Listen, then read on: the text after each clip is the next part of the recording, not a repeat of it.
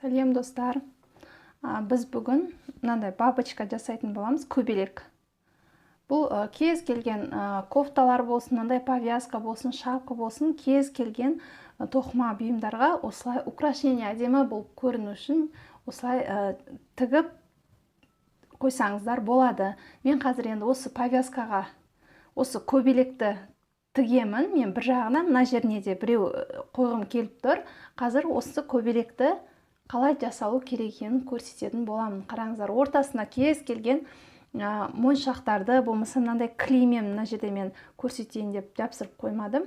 Клеймен осындайды жапсырып қойсаңыздар да болады. Бұл тігілмейді, тек клеймен жапсырып қойсаңыздар да болады. Или мынандай жемчугтерді тігіп ортасына әдемі қылып қойсаңыздар болады. Тіпті ештеңе қоймай қалдырсаңыздар да әдемі көрінетін болады. Давайте сонымен қазір біз көбелекті қалай тоқылу керек екенін бастайық.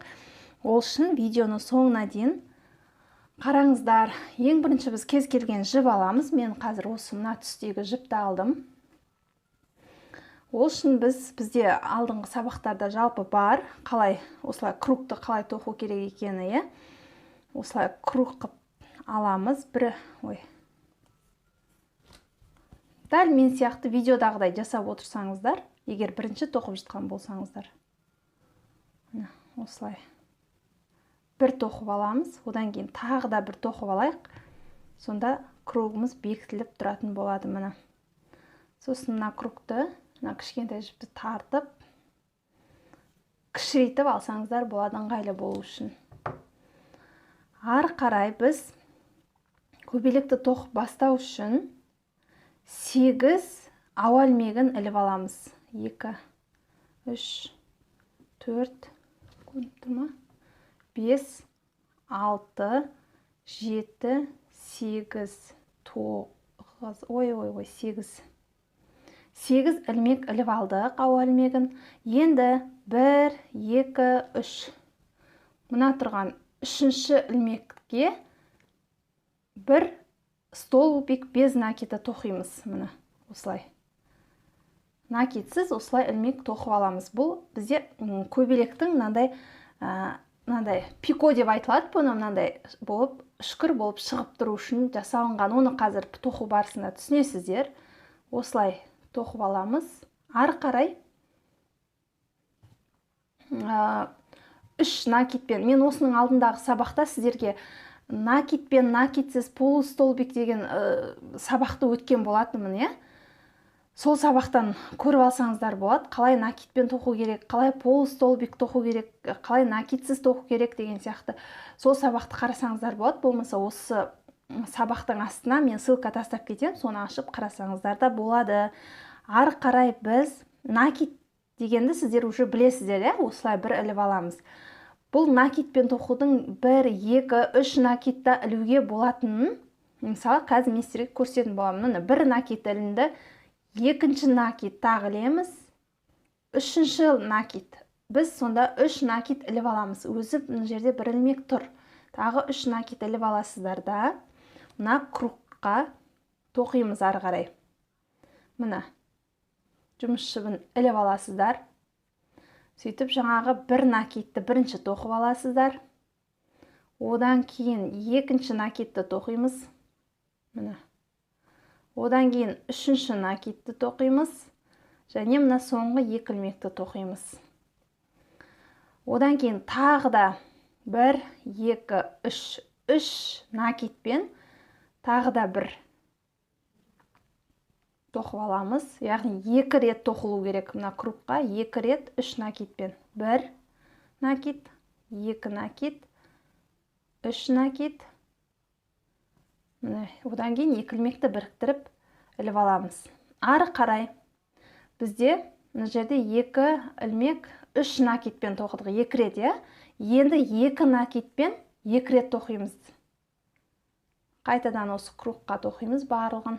1 накид, 2 накид және 2 ілмекті бірге ілеміз. 1 рет болды, енді тағы 1 рет 2 накидпен тоқып аламыз. 1 накид, 2 накид. Ары қарай мына. Бізде 2 ілмек 3 накитпен 2 ілмек 2 накитпен тоқылды. Ары қарай 1 рет 1 накитпен тоқимыз. 1 накит 1 рет тоқып аламыз. Ары қарай тағы накит ілеміз, бірақ полустолбик тоқимыз. Жартылай накит іліп аламыз. Мына жерде осы 3 ілмекті бірдей аламыз. Мына полустолбик тоқыдық. Ары қарай без накида, накитсіз 1 ілмек тоқимыз. Болды, бізде мына біздің көбелегіміздің 1 қанаты тоқылды. Енді біз мына астындағы 2 кішкентай қанатын тоқимыз қазір. Ол үшін біз не істейміз? 1 қанатын тоқыдық. Барынша тығыздау тоқсаңыздар, әдемі көрінеді көбелектеріңіз. Ары қарай біз 2 ауа ілмегін іліп аламыз.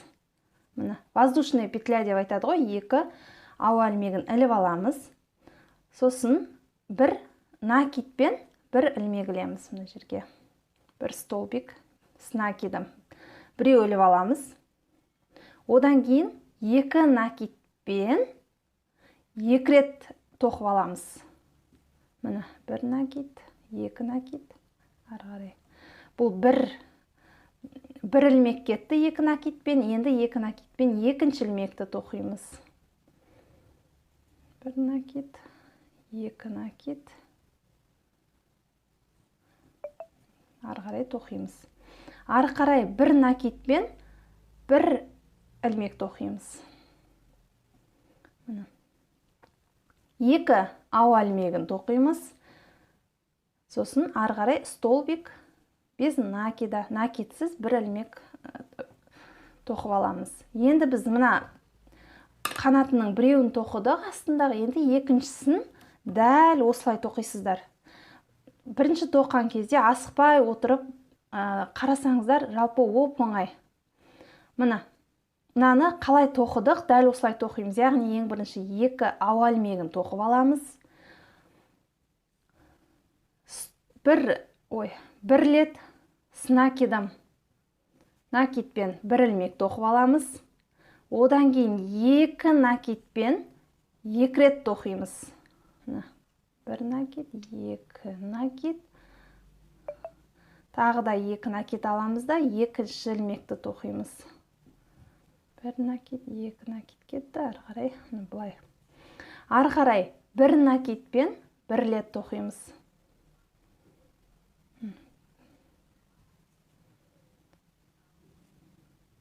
Мына 1 накитпен 1 рет тоқыдық. Ары қарай 2 ауа ілмегін ілеміз, воздушная петля. Ары қарай мына жерге 1 столбик без накида, накитсіз 1 ілмек іліп аламыз. Болды. Бізде қанатымыздың мынау 2 астындағы кішкентай қанаттары тоқылды. Енді бізде мынау үлкен қанатының біреуін тоқуымыз керек. Біз мынаны қалай тоқыдық, солай тоқимыз. Тек керісінше мына жағынан бастап тоқитын боламыз. Ол үшін қараңыздар. Бірінші накит ілеміз, полустолбик тоқуымыз керек. Мына үшеуін бірдей іліп аламыз. Полустолбик тоқимыз. Одан кейін 1 рет накитпен тоқимыз. Мына 1 ілмек накитпен тоқыдық. Енді 2 накитпен 2 рет тоқимыз.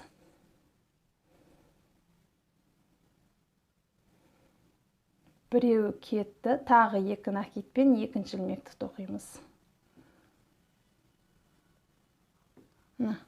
Екеуін тоқыдық. Ары қарай біз 3 накитпен 2 рет тоқимыз. 1 накит, 2-ші накит, 3-ші накит, ары қарай біріктіреміз. Тағы да 3 накит аламыз, 2-ші столбикті тоқимыз.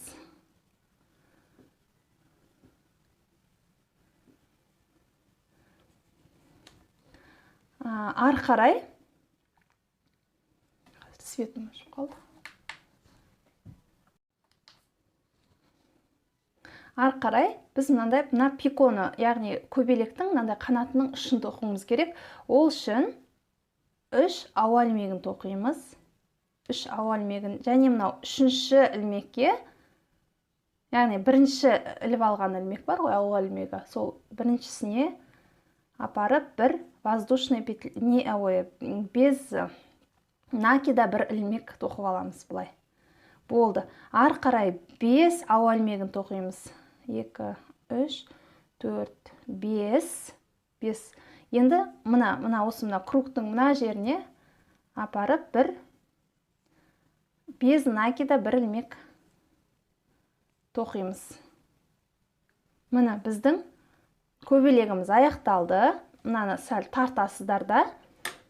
Осыншама қалдырсаңыздар жарайды, қатты ұзын керек емес. Осы жерден қырқып тастаймыз. Жібімізді алып тастаймыз. Содан кейін біз кругымызды кішірейту үшін астындағы қысқа жіпті тартамыз. Осылай тартыңыздар барынша. Мына. Енді жаңаға біздің мына 2 ілмек тұр ғой өзі. Осының біреуін алып астынан әкелесіздер де крючокпен мына тұрған кругтан шығарасыздар. Бұлай. Ал мына тұрған біреуін мына үстінен әкелесіздер де наоборот оны астына шығарасыздар крючокпен. Бізде екеуі екі жағынан былай шығу керек, өйткені байлануға оңай болу үшін міне осылай. Сөйтеміз де оны осылай аламыз да. Сіздерге көрмей қалдым. Сөйтесіздер де байлаймыз. Тура ортасына, тура мына жерге байлану керек. Біз енді көбелектің мүйізін шығаруымыз керек қой. Не деп айтатын еді? Осы. Тағы да 2 рет байлап жіберіңіздер. 2 рет байланды. Қатты қылып байлап жіберіңіздер. Сөйтіңіздер де осынша алып қалып қырқып тастайсыздар артық жерін. Бізде көбелегіміз дайын болды. Мына осылай қалады. Тіккен кезде былай білдірмейтін тігіп жерсеңіздер де, или осылай қалдырсаңыздар да болады. Міне, мынаны мен қазір инемен тігіп қоямын. Мына жерге сөйтемін де, мынау повязкаға екі жағына тігіп қоямын. Сіздер де осыны қарап, асықпай, тоқтатып, қарап отырып тоқыңыздар. Өте оңай және әдемі көрінеді. Видеоны соңына дейін қарағандарыңызға рахмет. Алдағы уақытта мен осындай тағы да гүлдер, әдемі осындай украшениелер мен сіздерге тоқып көрсететін боламын. Сол үшін каналымнан алыстап кетпеңіздер, тіркеліп кетуді де ұмытпаңыздар. Сау болыңыздар.